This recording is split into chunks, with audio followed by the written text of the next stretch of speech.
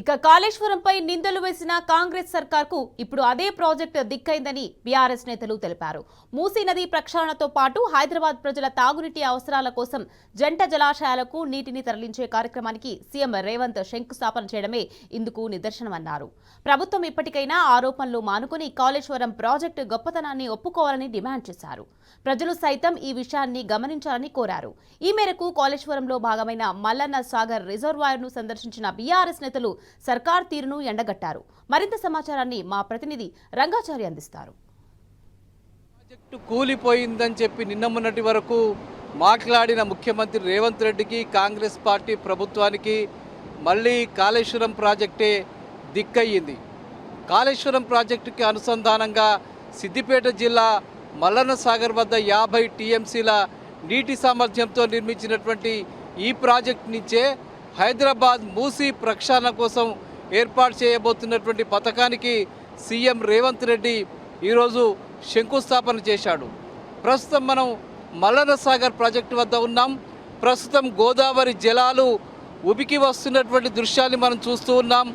దాదాపు 7-8 పంపుల ద్వారా, మోటార్ల ద్వారా తరలి వస్తున్నటువంటి గోదావరి జలాలు కాళేశ్వరం ప్రాజెక్టు నుంచి దాదాపు 540 మీటర్ల ఎత్తులో ఉన్నటువంటి ఇక్కడి వరకు దాదాపు 16 నుంచి 17 లిఫ్టుల ద్వారా సుమారు 20 దశల ద్వారా ఇక్కడికి గోదావరి జలాలు తరలివచ్చి ఈ ప్రాజెక్టులోకి గోదావరమ్మ పరవళ్ళు తొక్కుతూ ప్రవహిస్తూ వస్తున్నటువంటి దృశ్యాన్ని మనం చూస్తూ ఉన్నాం. ఇక్కడి నుంచే, ఇందులో నుంచే 20 టీఎంసీల నీళ్లని అటు మూసీ నదికి తరలించడం కోసం రేవంత్ రెడ్డి ప్రభుత్వం ప్రణాళిక చేసి ఈరోజు ఆ ప్రాజెక్టుకు గండిపేట చెరువు వద్ద ఆయన శంకుస్థాపన కూడా చేయడం జరిగింది. అంటే రేవంత్ రెడ్డి చాలా స్వయంగా ఒప్పుకున్నట్టు చాలా స్పష్టంగా అర్థమవుతూ ఉన్నది. ఆయన చెప్పేవన్నీ అబద్ధాలు, ఆయన చెప్పినవన్నీ అవాస్తవాలు అని చెప్పి ఆయనంతా ఆయనే అంగీకరించినట్లు చాలా స్పష్టంగా ఈ చర్య ద్వారా అర్థమవుతున్నది. ఎందుకంటే కాళేశ్వరం ప్రాజెక్టుకి అనుసంధానంగా నిర్మించినటువంటి మల్లన్న సాగర్లోని నీటిని దాదాపు 20 టీఎంసీల నీటిని ఇక్కడి నుంచి తరలించుకు వెళ్ళడం ద్వారా అక్కడ మూసీ ప్రక్షాళన చేస్తారని చెప్పి, ఆయన మూసీకి గోదావరి నీళ్ళని తరలిస్తారని చెప్పి, అట్లాగే హైదరాబాద్ జంట నగరాలకు తాగునీరు కూడా అందించడానికి ఏర్పాటు చేస్తారని ఆయన చెప్తున్న విషయం చాలా స్పష్టంగా కనిపిస్తూ ఉన్నది. అందుకోసమే ఆయన గండిపేట సమీపంలో శంకుస్థాపన చేశారు ఆర్భాటంగా. చాలా స్పష్టంగా అర్థమవుతున్నది ఏమిటంటే కాళేశ్వరం ప్రాజెక్టు ద్వారా వస్తున్నటువంటి గోదావరి జలాలనే తాను మూసీ నదికి తీసుకువెళ్తున్నాను అని చెప్పి ఆయన చాలా స్పష్టంగా చెప్తున్న విషయాన్ని అర్థమవుతూ ఉన్నది. ఇప్పుడు మనం కొంతమందితో మాట్లాడడం ఇక్కడ ఉన్నారు. అది ఎట్లా సాధ్యమవుతున్నది, ఇక్కడ ఉన్నటువంటి పరిస్థితి ఏమిటో వాళ్ళతో మాట్లాడదాం. చెప్పండి, అసలు ఏమనుకుంటున్నారు? ప్రతిపక్ష నాయకునిగా ఉన్నప్పటి నుంచి రేవంత్ రెడ్డి గారు కాళేశ్వరం మీద కాళేశ్వరం కూలిపోయింది, కాళేశ్వరం కాదు కూలేశ్వరం అని చెప్పి అబద్ధాలు ఆడారు.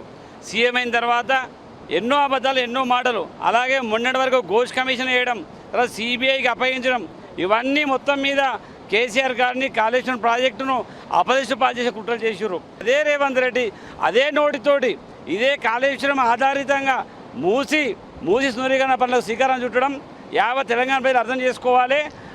మన రేవంత్ రెడ్డి గారే ఇవన్నీ సక్రమమైనవే, దీని ద్వారానే నేను మూసి సుందరీకరణకు మన పనులు చేపడుతున్నానని చెప్పి మరొకసారి నిరూపించారు.